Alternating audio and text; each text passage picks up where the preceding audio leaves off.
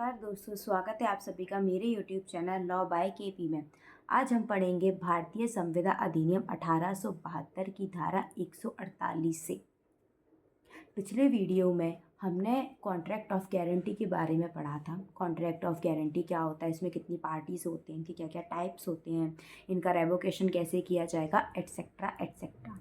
आज हम पढ़ने वाले हैं कॉन्ट्रैक्ट ऑफ बेलमेंट, यानी बेलमेंट के विषय के बारे में, उपनिधान के विषय के बारे में। सबसे पहले हम ये जानते हैं कि उपनिधान होता क्या है। उपनिधान, अगर हम अपनी दिनचर्या के बारे में बात करें तो दिनचर्या में हम उपनिधान का संव्यवहार या उपनिधान की संविदा कई बार करते हैं। जैसे कि यदि हमारे घर में किसी भी वस्तु की कमी है तो हम पड़ोसी के पास जाते हैं और उससे बोलते हैं, क्या आप ये वस्तु मुझे कुछ देर के लिए उधार दे सकते हैं? जैसे ही मेरा काम पूरा होगा मैं आपको पुनः लौटा दूंगा। This is a contract of bailment. School में, कॉलेजेस में, कोचिंग में हम जब हमारी पेन ख़राब हो जाती है तो हम अपने एक फ्रेंड से बोलते हैं, क्या आप मुझे पेन दे सकते हैं लिखने के लिए? जैसे ही मेरा लिख जाएगा, लेक्चर कंप्लीट हो जाएगा, मैं आपको इसे वापस कर दूंगा। That is a contract of bailment. यही कॉन्ट्रैक्ट ऑफ बेलमेंट होता है जिसमें आप एक वस्तु को, अपनी वस्तु को दूसरे व्यक्ति को दे रहे हैं उधार के तौर पर। आप अपने वस्तु का परिधान कर रहे हैं, डिलीवरी कर रहे हैं दूसरे व्यक्ति को। ठीक है, वस्तु आपकी है पर आप उसे किसी प्रयोजन से देते हैं, किसी प्रयोजन से आप उसका परिधान करते हैं। उस व्यक्ति को उसकी ज़रूरत है, या उसने उधार के तौर पर आपको ली है, या आपने उसे दे दिया, बदले में आप उससे उसका कुछ किराया ले लेंगे। ये सब कॉन्ट्रैक्ट ऑफ बेलमेंट होते हैं। ठीक है, आप इसके बाद पढ़ेंगे प्लेज। प्लेज भी एक प्रकार का बेलमेंट है। बस उसमें क्या होता है कि उसमें जब आप अपनी कोई वस्तु किसी को देते हैं ना, तो आप उसे गिरवी के तौर पर देते हैं, बदले में वो व्यक्ति आपको पैसे देता है, तो ये गिरवी हो जाता है। जब आपने किसी को अपनी वस्तु दी और आपने उस वस्तु पर चार्ज किया, आपने पैसे लिए, तो वो बेलमेंट है। पर आपने अपनी कोई वस्तु दी और बदले में जिसको आपने दी उससे कुछ रुपए लिए, तो ये एक प्रकार का गिरवी है, यानी गिरवी रूपी उपनिधान है। क्योंकि आप किसी से कुछ पैसे ले रहे हैं, बदले में अपना कुछ सामान रख रहे हैं, ये गिरवी हो जाता है। ये जो गिरवी और बेलमेंट या प्लेज और बेलमेंट के जो कॉन्ट्रैक्ट होते हैं वो केवल और केवल मूवेबल प्रॉपर्टी पे होते हैं। किस पे होते हैं? मूवेबल, यानी कि चल संपत्ति पर होते हैं। अब हम बात करें अचल संपत्ति, इमूवेबल, तो इसमें मॉर्गेज होता है। आपने सुना होगा बंधक। आप अपनी गाड़ी, जेवर, इन सबको गिरवी रखते हैं। आप घर को गिरवी नहीं रख सकते, घर बंधक रखा जाता है, जो कि हम TPA, transfer of property act में पढ़ते हैं। ये भी हम ट्रांसफ़र ऑफ प्रॉपर्टी एक्ट में भी जब मॉर्गेज पढ़ेंगे तो उसमें भी अच्छे से डीपली पढ़ा जाएगा। फिलहाल हम अभी बेलमेंट के बारे में पढ़ते हैं। अब आप बात करेंगे कि बेलमेंट से मेंस में किस प्रकार से क्वेश्चन बन सकता है। प्री और मेंस दोनों के पर्पस से बहुत ज़्यादा इंपॉर्टेंट है। प्री के पर्पस से आपसे सीधा क्वेश्चन बनता है कि बेलमेंट के बारे में इंडियन कॉन्ट्रैक्ट एक्ट में कौन से अध्याय में बताया गया है, तो अध्याय 9 चैप्टर 9 में बताया गया है। ठीक है, यदि हम बात करें कि उपनिधान, उपनिधाता और उपनिहिति की परिभाषा कौन सी धारा में दी गई है, तो धारा 148 में इन सब की डेफिनेशंस दी गई है। ठीक है, ये आपके लिए प्री के लिए बहुत ज़्यादा इम्पोर्टेंट है। चलिए, अब अगर हम बात करते हैं, बियर एक्ट से पढ़ते हैं सेक्शन 148 को, उपनिधान, उपनिधाता और उपनिहिति क्या होता है।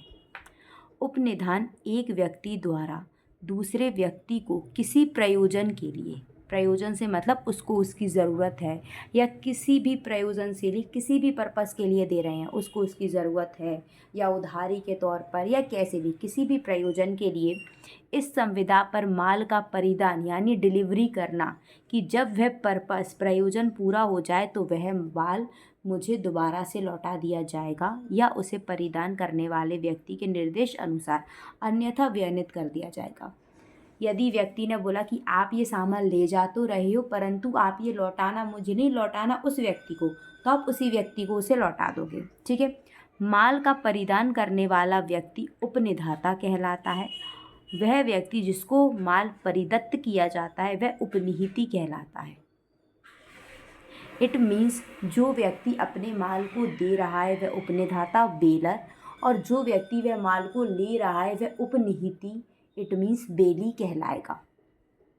ठीक है, अब हम इसका एक्सप्लेनेशन पढ़ते हैं। यदि वह व्यक्ति जो किसी अन्य के माल पर पहले से ही कब्जा रखता है उसका धारण उपनिहिति के रूप में करने की संविदा करता है तो वह एतत् द्वारा उपनिहिति हो जाता है और माल का स्वामी उसका उपनिधाता हो जाता है, यद्यपि वह माल उपनिधान के तौर पर परिदत्त ना किया गया हो। फॉर एग्जाम्पल, आप किसी और से माल ले आए, किसी का माल, तो इनडायरेक्टली आप तो बेली ही हो ना, जिसका माल एक्चुअल में है वही तो बेलर होगा। ठीक है, बेलर कौन होता है? जिसका माल होता है। बेली कौन होता है? जो माल ले जाता है। एक्सप्लेनेशन में आपको यही बताया गया है। यदि वह व्यक्ति जो किसी माल पर पहले से ही कब्जा रखता है पर वह केवल कब्जा उपनिहिति के तौर पर ही रख रहा है तो वह उपनिहिति ही कहलाएगा। केवल कब्जा होने से वह बेलर नहीं बन जाता। बेलर का मतलब होता है जो वस्तु जिसकी है, जिसकी वस्तु होती है, जो परिधान करता है वह बेलर होता है, जिसको दी जाती है वह बेली होता है। ठीक है, अब आप बात करें कि इससे आप मीन्स में कैसे लिख सकेंगे। मीन्स में पूछा जाएगा उपनिधान को परिभाषित कीजिए, उपनिहिति और उपनिधाता इनको भी परिभाषित कीजिए। उपनिधान कितने प्रकार का होता है, इसके आवश्यक तत्व बताइए। ठीक है, अगर यदि आपसे इस प्रकार का मीन्स में सवाल पूछा जाता है तो मैं उसके लिए आपको कमेंट्री बुक्स में से कुछ इसेंशियल पॉइंट्स और इसके टाइप्स और इसके इसेंशियल एलिमेंट्स लाई हूँ जिन्हें आपको मीन्स में आंसर राइटिंग में मेंशन करना है। साथ में आपके लिए मैं इम्पोर्टेंट केस लॉ भी लाई हूँ। चलिए, सबसे पहले हम जब मीन्स में लिखेंगे तो सबसे पहले हम मीन्स में लिखेंगे उपनिधान को भारतीय संविदा अधिनियम 1872 के अध्याय 9 में बताया गया है। ठीक है, तथा इससे संबंधित जो प्रावधान है वो धारा 148 से फिर ये जो भी सेक्शन कंप्लीट हो रहा है वहाँ तक बताए गए हैं। ठीक है, ये आपको लिखना है। फिर इसके बाद आपको लिखना है परिचय। अब आपको परिचय में लिखना है उपनिधान अर्थात बेलमेंट। उपनिधान मतलब बेलमेंट, अंग्रेजी में इसे बेलमेंट के शब्द से लिया गया है। इसकी उत्पत्ति फ्रेंच भाषा के शब्द बेलियर से हुई है, जिसका अर्थ होता है सुपुत्र करना, परिधान करना या किसी व्यक्ति को अपनी वस्तु का कब्जा देना।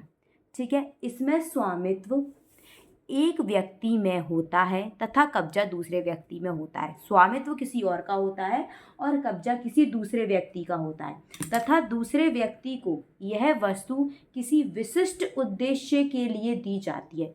दूसरे व्यक्ति को यह वस्तु किसके लिए दी जा रही है? किसी विशिष्ट उद्देश्य के प्रयोजन से दी जा रही है। ठीक है, जिसकी पूर्ति के बाद वह व्यक्ति उस वस्तु का कब्जा दोबारा से उसके किसको दे देता है? उपनिधाता को या उसके मालिक को या उसके वास्तविक स्वामी को दे देता है। उपनिधान को निक्षेप भी कहा जाता है और जब उपनिधान को निक्षेप कहा जाता है इस स्थिति में उपनिधाता को निक्षेपक और उपनिहिति को निक्षेपी कहा जाता है। ठीक है, चलिए इसके बाद आप लिखेंगे section 148 ditto bare act with explanation. आपको ये मेंशन करना है। ठीक है, तो आपका आराम से जब आप ये लिखेंगे, इसके पहले 2-3 लाइन लिखेंगे, देन इसके बाद आप बेयर एक्ट लिखेंगे और फिर बेयर एक्ट के बाद आपका आराम से एक पेज या एक पेज में थोड़ा सा कुछ कमी होगी आपका भर जाएगा। इसके बाद आपको लिखना है इसके इसेंशियल एलिमेंट्स। उपनिधान के आवश्यक तत्व क्या होते हैं? सबसे पहले इसमें पक्षकार। कौन कौन से पक्षकार होते हैं? 2 पक्षकार होते हैं, एक होता है उपनिधाता, एक होता है उपनिहिति। उपनिधाता कौन होता है? उपनिधाता वह व्यक्ति होता है जो माल या वस्तु का परिधान करता है। ठीक है, जो उसका वास्तविक स्वामी होता है, ये उपनिधाता होता है। उपनिहिति कौन होता है? उपनिहिति वह व्यक्ति होता है जिसे माल किसी विशिष्ट उद्देश्य की पूर्ति के लिए परिदत्त किया जाता है। ठीक है, इसके बाद आप लिखेंगे उपनिधाता द्वारा वस्तुओं का परिधान। जो वस्तुओं का परिधान है वो केवल उपनिधाता द्वारा ही किया जाएगा। उपनिधाता से मतलब है जो व्यक्ति वस्तु या माल का वास्तविक स्वामी है उसके द्वारा ही वस्तुओं का परिधान किया जाएगा। इतना आप इसके अंदर लिखेंगे। ठीक है, इसके बाद आप थर्ड हेडिंग लिखेंगे संविदा के अधीन माल का परिधान। आप जो माल का परिधान है वो संविदा के अधीन ही कीजिएगा। किस प्रकार की संविदा? इस प्रकार की संविदा की विशिष्ट उद्देश्य की पूर्ति हो जाने के बाद आप ये माल मुझे पुनः लौटा देंगे। ठीक है, इसके बाद फोर्थ हेडिंग आती है विशिष्ट उद्देश्य या प्रयोजन के लिए परिधान। परिधान हमेशा विशिष्ट उद्देश्य या प्रयोजन के लिए ही किया जाएगा। उपनिधान की जो शर्त होती है, उपनिधान जो संविदा होती है उसकी जो शर्त होती है वो यही होती है कि जो आपको वस्तु या माल का परिधान किया जा रहा है वो किसी विशिष्ट उद्देश्य या प्रयोजन के लिए ही किया जा रहा है। नेक्स्ट इसका पॉइंट होता है विशिष्ट वस्तु वापस करना। जैसे ही आपका विशिष्ट उद्देश्य की पूर्ति हो जाती है, आप वह विशिष्ट वस्तु उसके उपनिधाता यानी उसके वास्तविक स्वामी को पुनः लौटा देंगे। अब आते हैं उपनिधान के प्रकार के बारे में। उपनिधान के प्रकार, सबसे पहले उपनिधान में निक्षेप प्रकार होता है। निक्षेप इट मीन्स डिपॉजिट। जो मैंने आपको बताया था, इस कंडीशन में जो उपनिधाता बेलर है वो निक्षेपक कहलाता है और उपनिहिती निक्षेपी कहलाता है। जैसे आप बैंक में धन रखते हैं, बैंक में धन रखना कॉन्ट्रैक्ट ऑफ बेलमेंट है। आपने अपना बैंक में धन रखा हुआ है, आपको जब भी ज़रूरत होगी आप उसे निकाल के ला सकते हैं। आप अपना बैंक में धन क्या कर रहे हैं, डिपॉजिट कर रहे हैं। ये एक प्रकार का निक्षेप उपनिधान है, निक्षेप रूपी उपनिधान है। फिर होता है मंगनी। मंगनी मीन्स हम परिचितों के प्रयोग के लिए, जो हमारे परिचित रिलेटिव्स होते हैं उनके लिए हम कभी उनको धन दे देते हैं उधार के तौर पर। ठीक है, जैसे अपने मित्र को हमने मोटरसाइकिल दे दी कि लो ले जाओ, जैसे ही तुम्हारा काम हो जाएगा दे देना। फॉर एग्जाम्पल हमारा एक फ्रेंड है, उसकी मम्मी स्टेशन से आ जा रही है, रेलवे स्टेशन से अपने शहर अपने बेटे के पास। तो उसने कहा यार भाई मेरी बाइक में तो पेट्रोल नहीं है, तुम मुझे दे दो। उसने बोला कैसी बात कर रहे हो भाई, ले जाओ। ये क्या हो गया, मंगनी रूपी उपनिधान हो गया। आपने अपने रिलेटिव्स, अपने फ्रेंड्स को उसकी नीड्स के लिए अपनी वस्तु या अपने माल का परिधान किया कि एक विशिष्ट उद्देश्य है। इसमें विशिष्ट उद्देश्य क्या है कि वह अपनी माता श्री को रेलवे स्टेशन से लेने जा रहा है। जैसे ही वह अपनी माता श्री को ले आएगा, आपकी मोटरसाइकिल आपको वापस कर देगा। थर्ड पॉइंट आता है किराए पर कुछ चीज़ देना। किराए पर देना, जैसे कि मेरी ड्रेस है, मैं अपनी ड्रेस आपको एक दिन के लिए 1,000 रुपये के रेंट पर दे रही हूँ, तो ये मैं आपको अपनी ड्रेस किराए पर दे रही हूँ। ये भी किराया रूपी उपनिधान होता है। गिरवी, जब हम ऋण के बदले में माल देते हैं, जैसे कि अभी मैंने आपको एग्जांपल दिया, मैं आपको अपनी ड्रेस दे रही हूँ, बदले में मैं आपसे रुपए ले रही हूँ, चार्ज कर रही हूँ, उसका रेंट ले रही हूँ। बट यहाँ पर मैं आपको अपनी ड्रेस दूँ, समझ रहे हो, और आप बदले में मुझे कैसे रुपए दो, मतलब वो रुपए आप दो, बदले में मैं आपको ड्रेस दूँ, वो एक गिरवी टाइप होता है। इसमें एक थोड़ा सा माइनर सा डिफरेंस होता है। जैसे कि मैंने आपको घोड़ा दिया, आपको घोड़े की ज़रूरत थी, मैंने आपको घोड़ा दिया। मैंने कहा मैं अगर आपको अपना घोड़ा दूंगी तो 2 घंटे 200 रुपये के चार्ज पे दूंगी। आपने कहा ठीक है, मैं 4 घंटे के लिए ले रही हूँ, आप 4 घंटे का 400 रुपये ले लेना, 1 घंटे का 100 ले रही हो। ये क्या हुआ, ये किराए पर देना हुआ। मैंने अपना घोड़ा किराए पर दे दिया, लेकिन मुझे आपसे 10,000 रुपये चाहिए। मैंने कहा प्लीज़ मुझे आपसे 10,000 रुपये चाहिए। आप बोलो आपको 10,000 रुपये चाहिए, तो ऐसा करो अपनी कार गिरवी रख जाओ।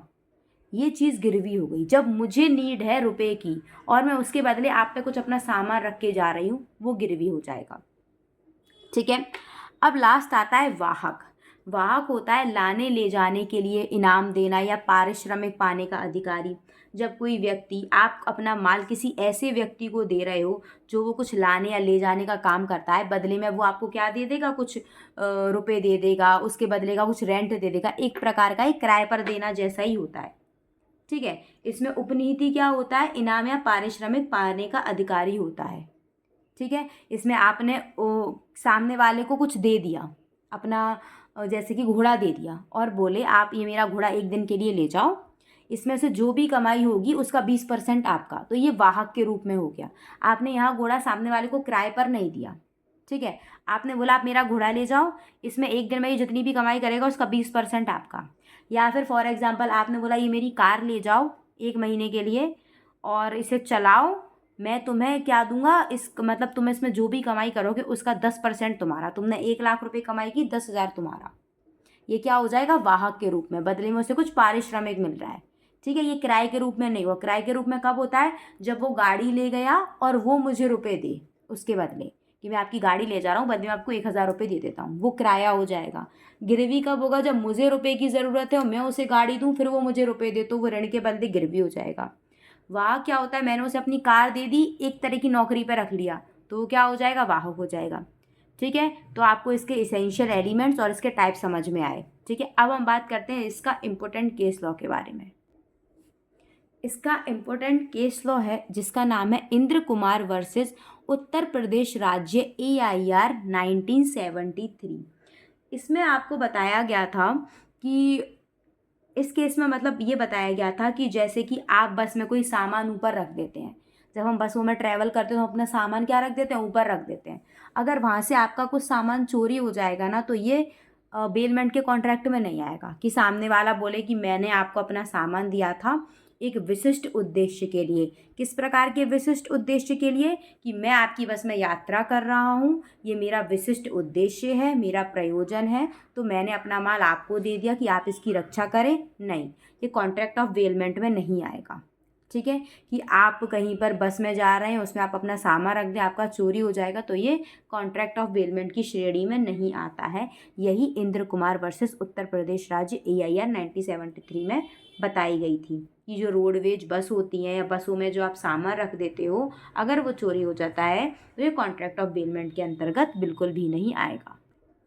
आई होप आज आपको समझ में आएगा कि कॉन्ट्रैक्ट ऑफ बेलमेंट क्या होता है। ठीक है, अगर आपको इससे रिलेटेड कुछ भी डाउट हो तो आप मुझे कमेंट बॉक्स में पूछ सकते हैं। आज के लिए बस इतना ही, आगे की बात हम नेक्स्ट वीडियो में करेंगे। Till then bye bye.